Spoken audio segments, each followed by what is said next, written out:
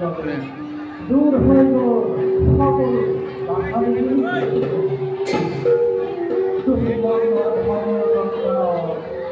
দুৰ্দান্ত ৰেঙ্গমগুৰু কৰিলে পলায়ন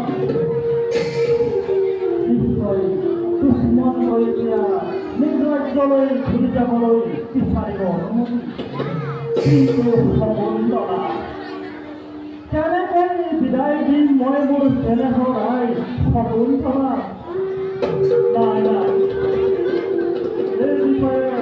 ৰাজনৰ লগত আলোচনা কৰোঁ কিছুদিন সমুন্দৰা নামৰ ৰাষ্ট্ৰপতি ৰাখে